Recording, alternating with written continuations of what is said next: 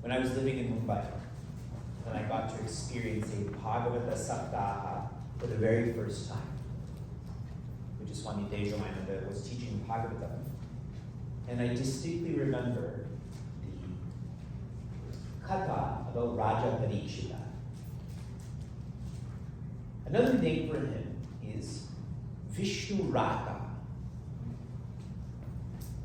When he was born, he was looking around to see who protected him from dying. When an infant is born, usually they're pretty functional, they're pretty raw, but he was exceptional. He was looking around to see who protected him. And that's why his name is Vishnu Rata, which means Vishnu protected him. So, when Sheila and I were pregnant with our first child, each evening I would read Bhagavatam to Sheila. And it was why I would do it, because I was teaching Bhagavatam too, so there was a double benefit in that regard. The baby got to hear it, Sheila got to hear it, and I got to review it. When our older son Vyasa was born, I really went in with the intention that I'm going to try to raise this child to be enlightened, like Raja Parikshita. And there's so many great personalities we're exposed to, whether it's Swami Vivekananda or Sri Maitreya. They had parents. Imagine what their parents would have been like to have a child like that. As Vyasa grew up, it was a reality check for me that I'm not going to enlighten him. He's enlightening me to read me right now. My narrative totally changed from I can't do anything for him, but he can do a lot for me. And there's precedent for this. In Srimad Bhagavatam, one of the most awful personalities, his name is Vena.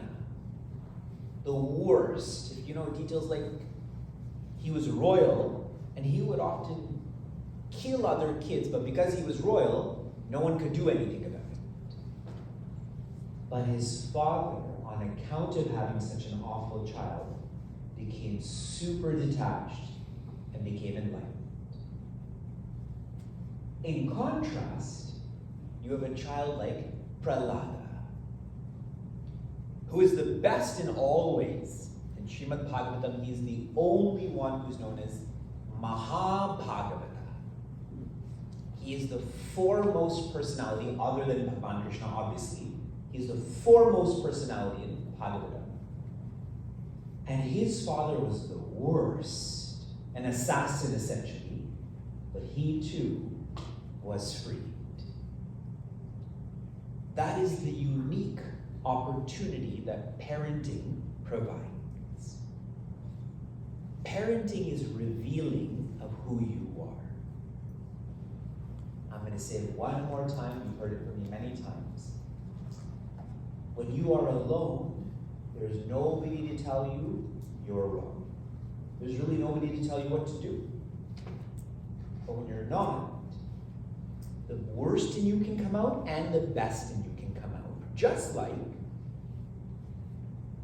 in the churning of the Milky Ocean, what came out first?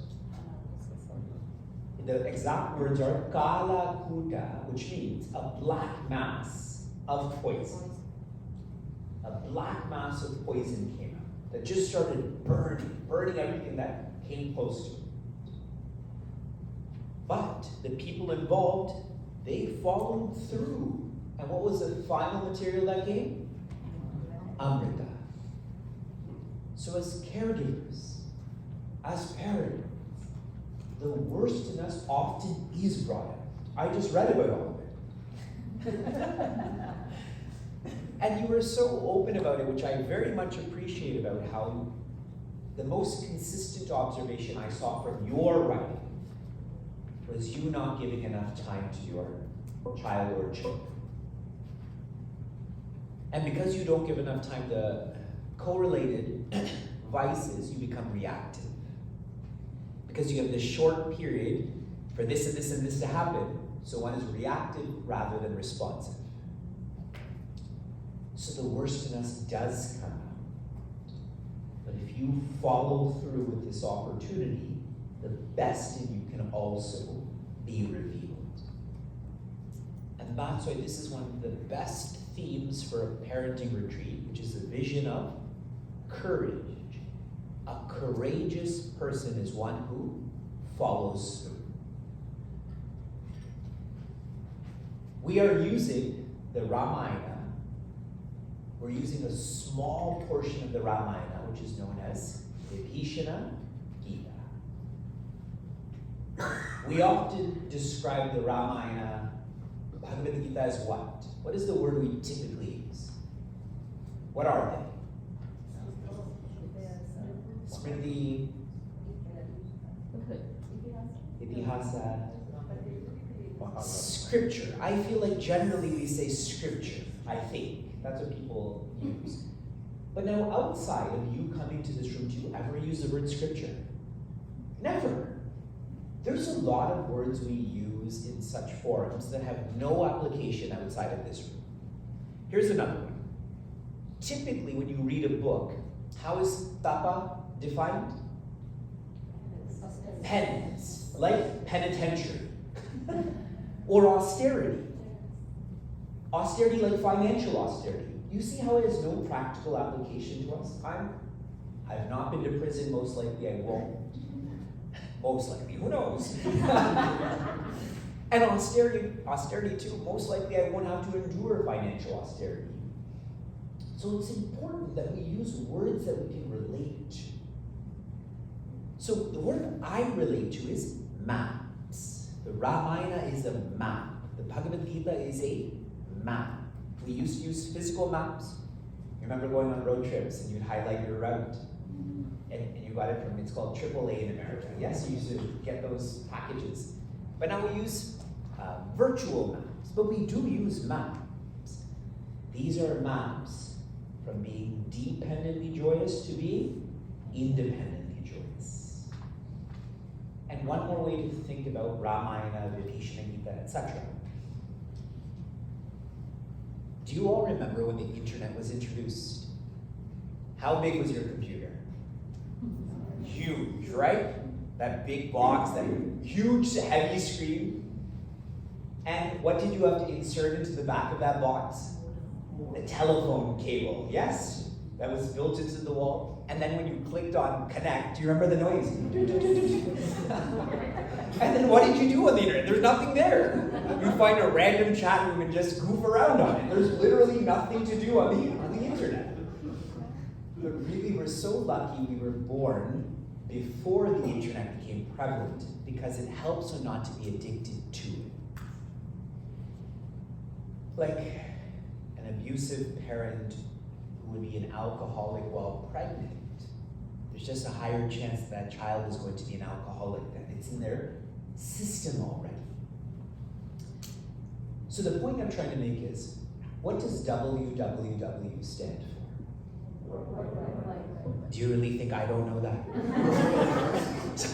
But you said your IQ so low, maybe you don't know it. I'm going to ask again. What does WWW stand for? What would the wise do? What would the wise do? That's what Ramayana, Vibhishana Gita offered to us. What would the wise do? In this particular challenge, what would the wise do? In our flow through Vibhishana Gita, Bhagwan Rama is describing his metaphysical chariot that is built on values. Earlier I mentioned to a seeker here, it is not might that is right, it is right that is might. Ravana thinks might is right, his chariot is external. Bhagwan Rama knows right is might, his chariot is value-based. We have gone through the two wheels. Wheel number one is, what is the value? Correct. Let's stick to English only because we're running out of time. What's the English definition of the first wheel? Courage. And what is our practice? To renounce complaining. Many of you wrote in your raws, you wrote that you want to complain less. Good. And you did well today in soccer. You did well. Really, this whole retreat, it's been a non-complaining retreat, which I very much appreciate. Then the second wheel, determination. And our practice, we renounce complacency. Many of you also wrote about that you can be a better caregiver. Good for you for noting that. Then we shifted to the flags. The first flag, integrity. And our practice is renouncing compromising. An integrated person doesn't feel they're an exception. I'm just going to open that up a little bit. In my interactions with seekers, sometimes a seeker feels they're an exception. And I have to tell them, when you feel you're an exception, that limits you from being exceptional. It's when you don't feel you're an exception that the best in you comes out. Please catch yourself when you feel you're an exception. That is just your ego that's tricking you, which means it's not helping you. And then our second flag was, in English, nobility. I respect the Sanskrit, but I respect it. I just think the words that come out of your mouth are more English than Sanskrit. I'm presuming. So we want this to be application-based. So let's use what we use. So that is nobility. And what is our practice? To renounce? Comparing. A lot of you wrote about this too. You did write about this. Many young people who are not in this room tell me it hurts them so much when their parents compare them. Hurts them a lot. And now I'm a child and my parents are still alive. I'm grateful to my parents. They didn't compare us three siblings, did not do that. And Sheila and I are super careful not to do it with our children either, because we're just inferring how painful that would be. We continued from the wheels to the flags to the horses. 4 horses. The first horse is, in English, stamina. And the way to cultivate this is to renounce indulgence. Think about it so practically. If you overeat, you become tamas. If you lack exercise, you become tamas. So to renounce indulgence. We shifted over to the second horse, which is prioritization. That whole story about it's not discrimination. Yes? We're trying to not discriminate. We're trying to prioritize. And please also think about it. If you're good at prioritizing what's important and not important, that's training for discriminating between what's real and not real. But if you don't prioritize what's important and not important, how will you ever get to what's real and not real? And our practice is to renounce influencing. And I'm just using a rememberable word, but I hope you know it means don't be influenced in a negative way. Yes? It's just a sutra. It's a reminder. Now I'm going to explain a little bit more about the third horse. What is the third horse? Discipline. And tell me, what are we going to renounce? Instinct. Okay. Today you heard a lot about Preya and Shreya. You've already heard about this, but today it came out more. Preya is the path of least resistance. The path of least resistance is to do whatever you want to do. Correct? Many of you play soccer like that. You want to use your hands, you want to do whatever you want, right? That's Preya. Shreya is the path of development. Now think about how you've grown. You had to go through pain to grow. Physically, you went through growing pains, teething pains. moving homes, that's a pain too, correct? Pain is an expression of developing. That means you can't be instinctive, you have to be intentional. You're doing this for a reason. You're clear about the ends. Animals are instinctive. That's why no animal, no plant, or stone is in a parenting retreat right now. Animals, plants, and stones cannot inquire. They don't think, who am I? What's the purpose of life? They're instinctive. They're called bhogayonis. They just do. We are yoga yonis. We can evolve or devolve. But that evolution is not outer. Every generation has less hair. Back in the day, we had hair for warmth. Now we have sweaters. Now we have central heating. So those who have less hair are more evolved, yes? I'm really not evolved. But you can't consciously make your hair go away generation by generation. It just happens. But in terms of your inner world, that evolution or change is all intentional. The word of Bhagavad Gita is yoga. The difference between karma and karma yoga is not the action, it is the attitude. Renounce instinct. And sharing this in a very strong way, if you live instinctively, there's lots of maps that would describe such a person as an animal. Clearer to everyone?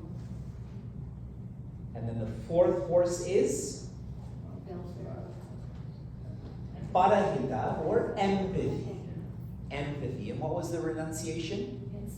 Renouncing insularity. I was sharing with the seeker here that my parents took my sisters and I traveling a lot. And so I think my sisters and I learned enough not to have a sense of entitlement. We got to see how poor people live. We got to see how special needs people live. Niagara Falls is a small city. Even one of your children had asked me, how is it even possible that you have a Chinmay Mission Center in Niagara Falls? And I told him openly, just Bhagwan's Kripa. There's not even 100,000 people that live there. But we have a big center that's paid off. It's supposed to be that way. But my point is that if we just lived in Niagara Falls, we would think like everyone else in Niagara Falls. But we traveled a lot, and now I still travel a lot. So in doing so, we realize that there's another perspective. I may be wrong. Insularity is where I'm in this cocoon. Even if a caterpillar is in a cocoon and stays there, it never becomes a butterfly. And a really easy way to renounce insularity is to listen more and talk less. That's why I kindly chided you in your transitions to be more quiet. That way you personalize what you're going through more, what you're discussing more. And then there's always that saying. If you look at Bhagwan Ganesha, like in the studio we're in today, they had a beautiful image of Bhagwan Ganesha. He has huge ears and a small mouth. But we should listen lots and speak little.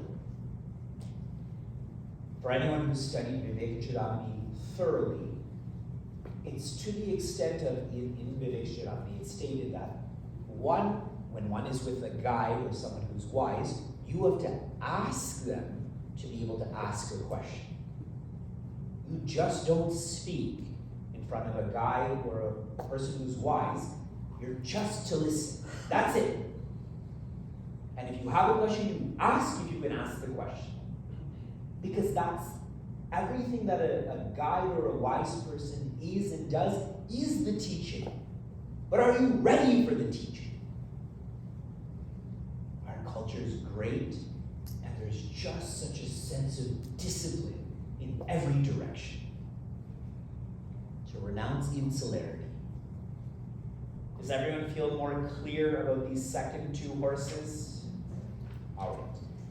Now we're wrapping up. We have 2 wheels, 2 flags, 4 horses. What's next? 3 ropes and 1 chariot. I'm reading the Hindi, and then we'll start to practice this. Chama, Kripa, Samada, Raju, joy. And I think you know some of these words. Chama in Sanskrit is Kshama, which in English means forgiveness. Good. The first horse is forgiveness. Next is Kripa, in English, grace, compassion. And you are right. Of course you're right. I'm going to define this as kindness. Why I'm not using grace? Because you don't have the role to grace anyone. We don't. Grace comes from above. All we can do is be kind. And really when someone's kind to you, it's like grace, correct? I'm very fond of Christopher Nolan. Here's a side story. The new Kung Fu Panda movie is coming out on March 4th. I wish I was here because then we could somehow manipulate the schedule for all of us to go. When I had more time, I used to write the e-vichara. And every week, and then every 2 weeks, I would just write what I'm learning. And I happen to share it with others. It was in 2019 that I stopped when our second child was born, and really that was an exercise in Viveka. I just don't have the time to do this, so I'm not going to do this. I want to, I love it, but I can't. I had written notes on Kung Fu Panda 1 and 2. Many of you who get this would have received this. We have a seeker who would have received these notes who worked at DreamWorks. It is a production company for Kung Fu Panda. She forwarded my notes to the director of Kung Fu Panda, which makes me feel really good that this awesome movie, the director got to read this young person in Niagara Falls' notes. On that note, today when I was eating pizza and salad by myself, someone was asking how old someone else was, then someone asked how old Shankarji was, and then they asked how old I was, and I told them, they were like, really? I thought you were 60. And for a moment I was offended. I was like, do you really think I'm 60? I'm like, yeah.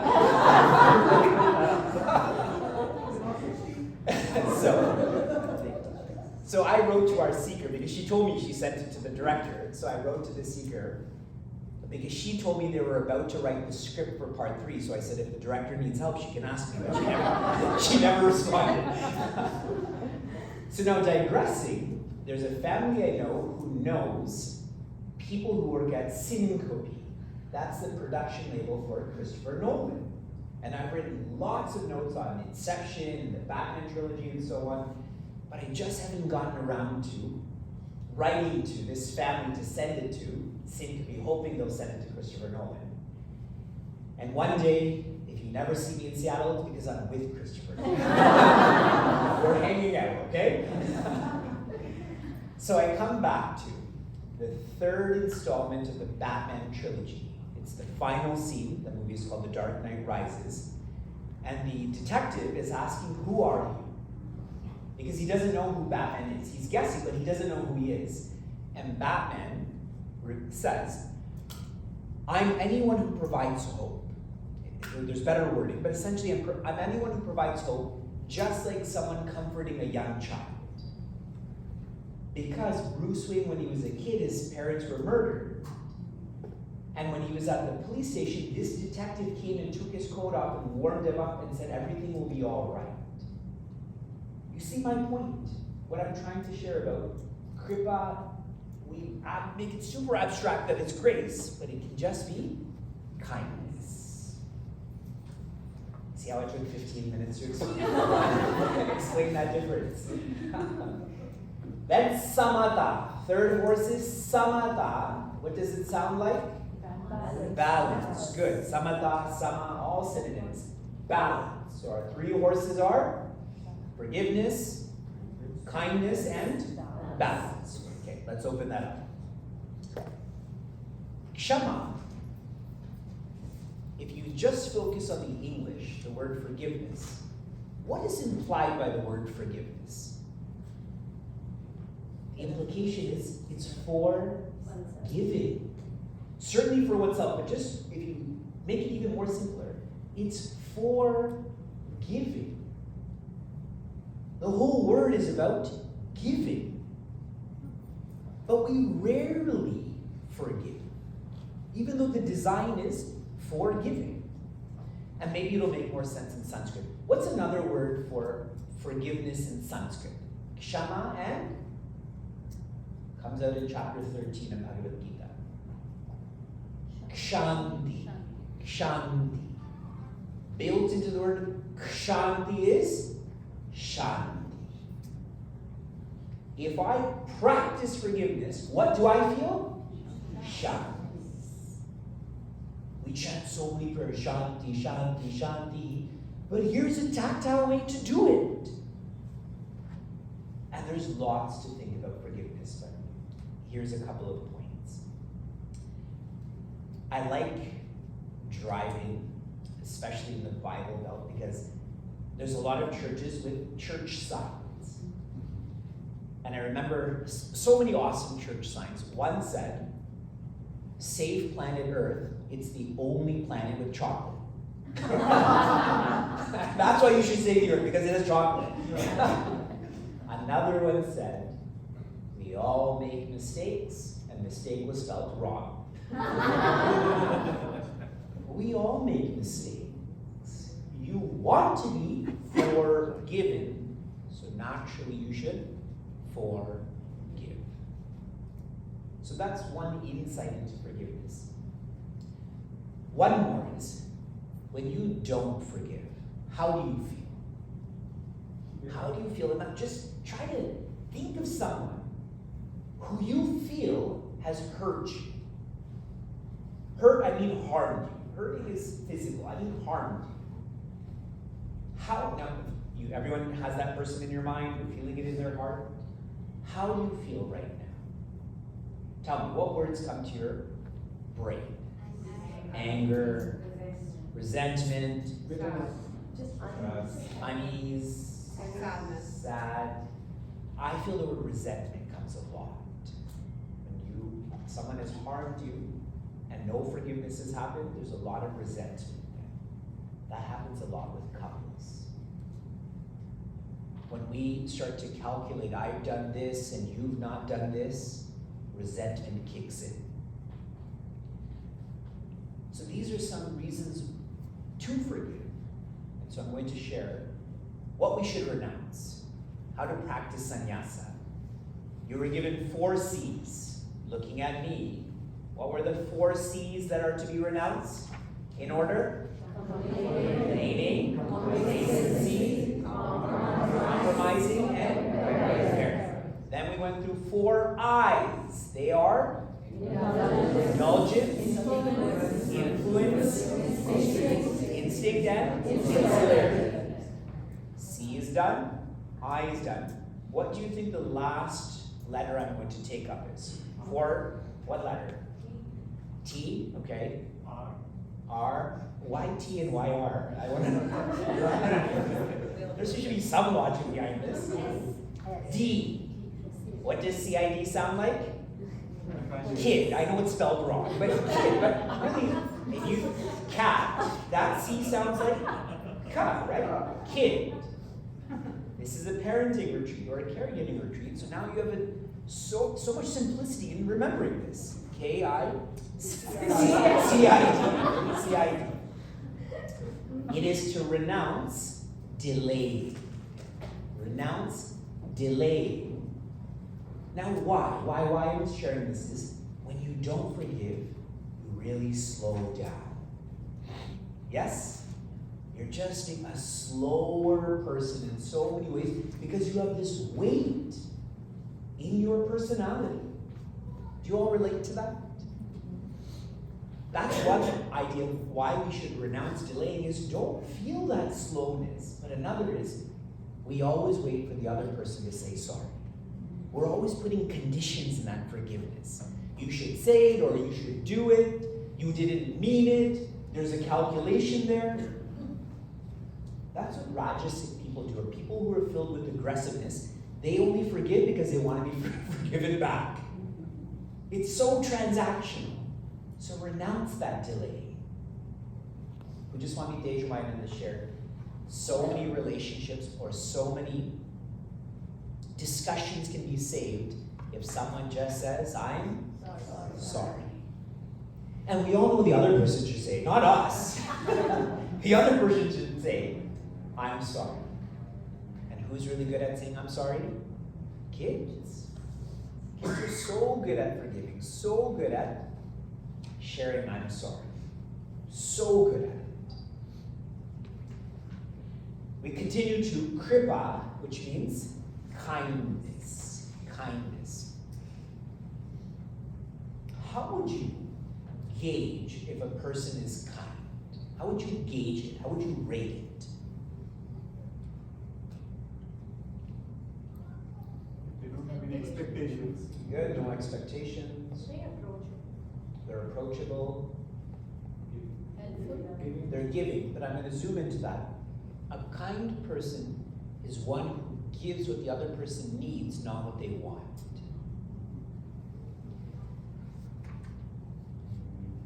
We are very kind to strangers.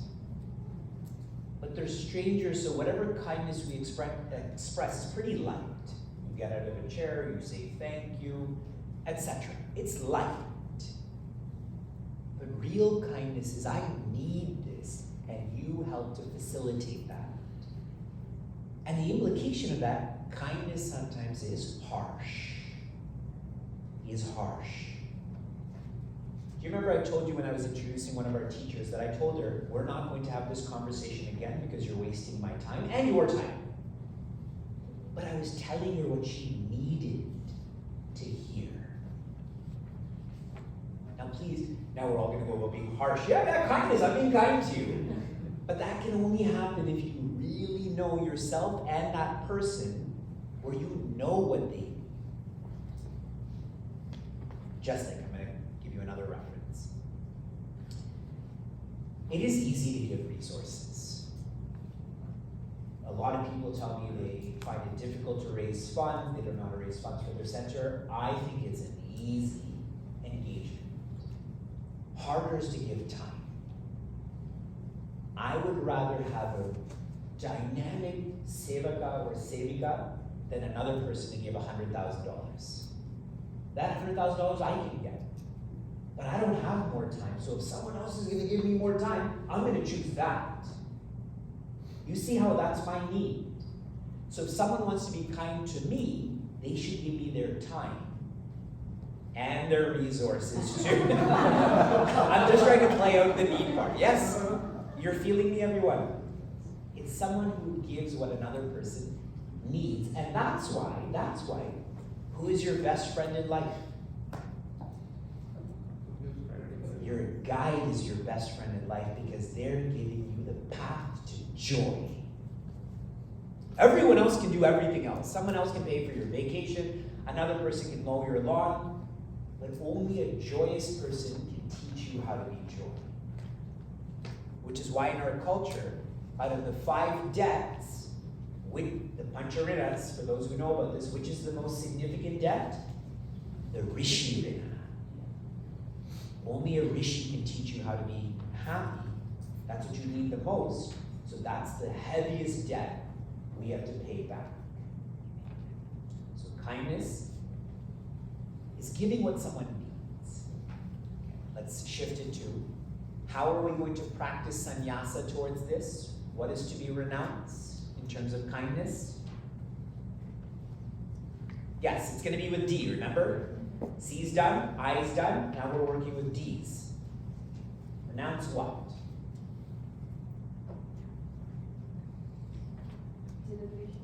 Okay, close. Renounce deserving. To be kind to someone who deserves it is an exchange. To be kind to someone who doesn't deserve it, that's kindness. Agreed? If you're doing it for something, it's not kindness then. You're just doing it because it's natural. It's your nature. Coming back to the example of a rishi, What can you really give to a guide? You can't give anything. They have everything. So to give without expectation, and one of you had already brought that up. So now come back to zooming into those we're caring for. Our kids really can't give us anything when they're younger. For those who have young kids, they can't give you anything. But still we feel, why aren't you doing this? How come you're not appreciating what I do? When I am tired and I come to that and I tell my kids, don't you know how much I do for you? I feel awful, because I'm not practicing this. If I say it in a very objective way, that's different. That is different because you're addressing the entitlement. But I know when I'm tired, I don't say it in the right way. It's not coming from the right place. So we're announcing delaying, we're announcing deserving. The third horse is samatha. In English, balance. What causes you significant imbalance? Think about your life. What causes you significant imbalance? Attachment, distraction, expectation, insecurity. Yes. Think more practically. Yes. Energy low, fear. I think it's busyness. When you're busy, you start to feel imbalanced. When you drive through Seattle early on Sunday morning, balanced. When you drive Monday after work, imbalanced. Correct. That's why I like to go to the airport super early. That way there's just no sense of rushing. You've all rushed to the airport? Even when you're in your seat, it still takes a long time to finally settle.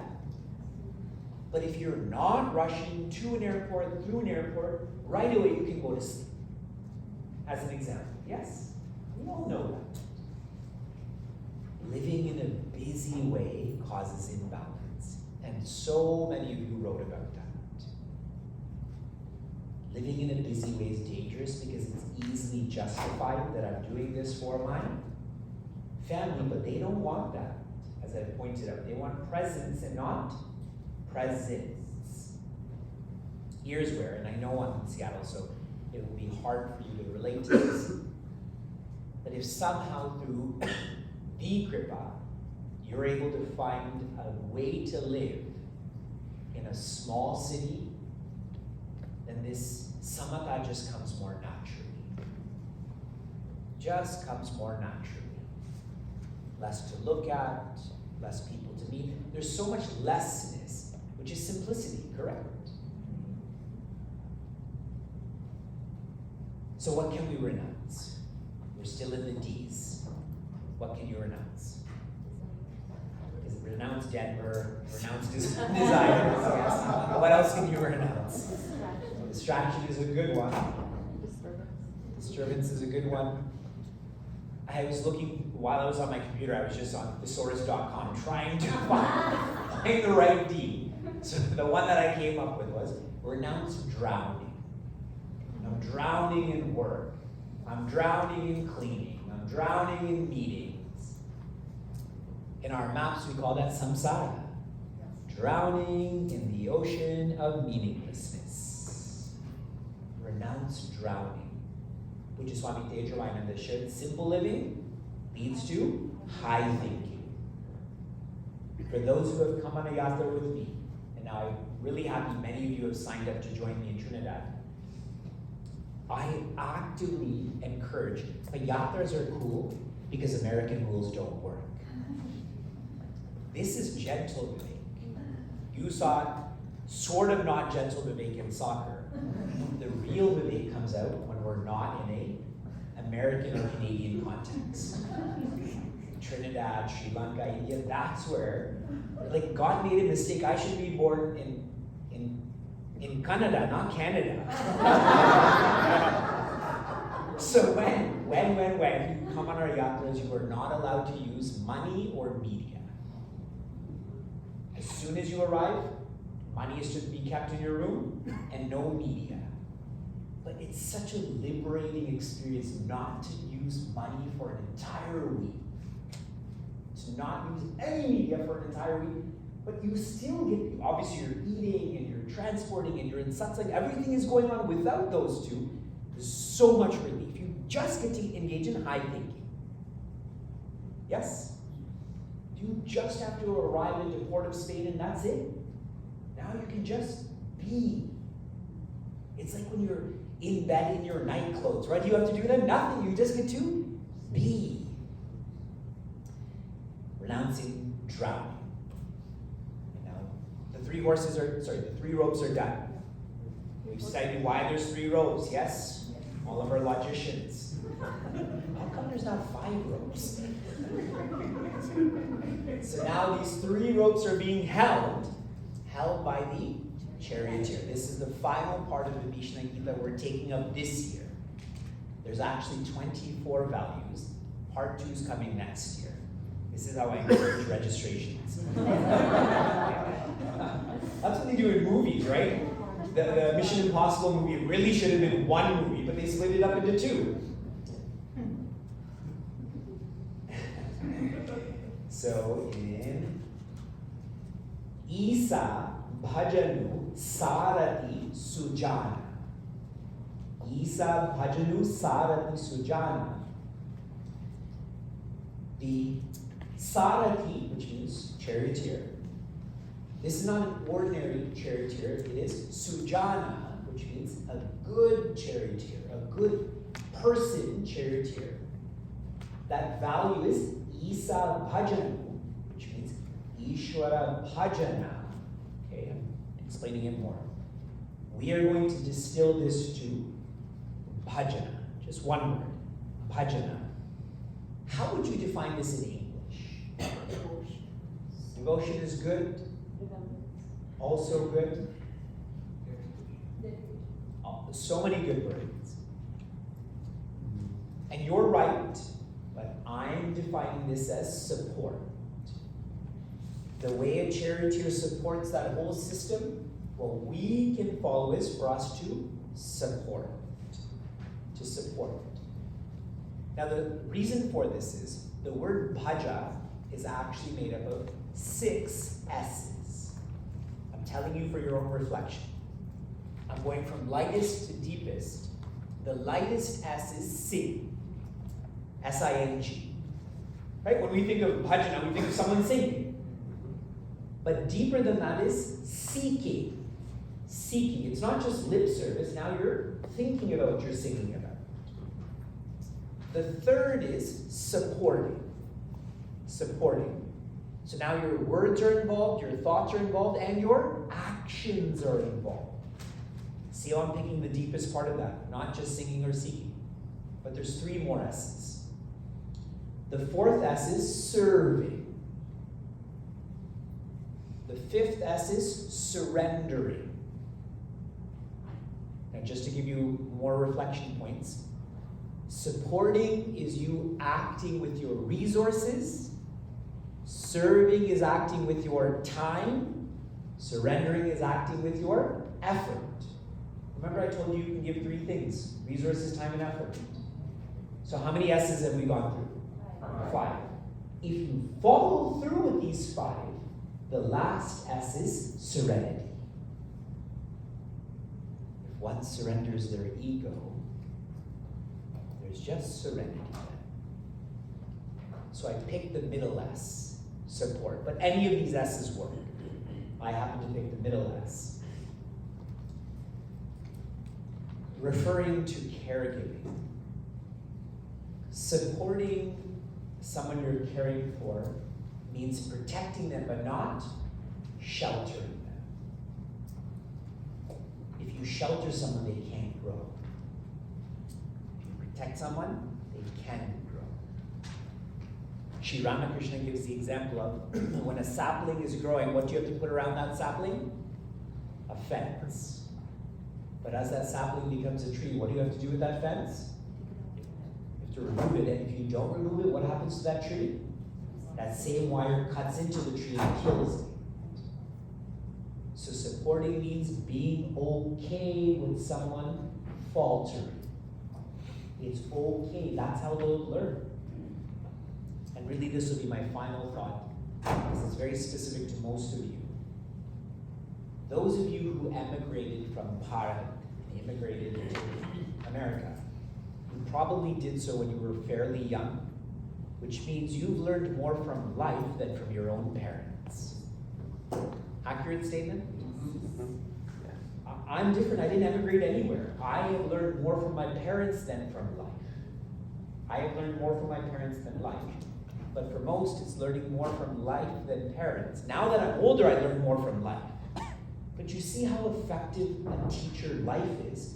But you have to allow life to work on you. And that's sometimes hard. Sometimes you fall, but falling and failing are so different. In the last play of the soccer game today, I had fallen. But then I got up and I headed the ball, but Bhavan didn't want the ball to go in the net. But my point there is you can just stay there. Oh, I fell. You know, why did they pick this field? Or you can just get up, keep playing. Support. So what are we going to renounce? It's hard. Renounce depending. Renounce depending. Renounce the people you're caring for depending on you unnecessarily. Keyword unnecessarily.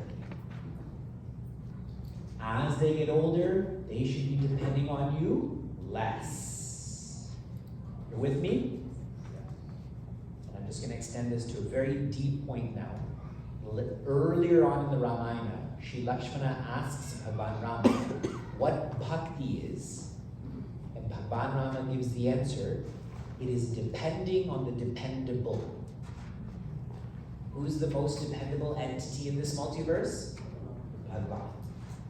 Depending on Bhagwan is bhajan.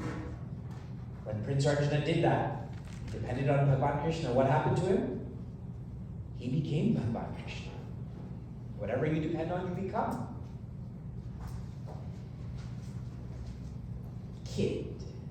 4 C's, 4 I's, 4 D's.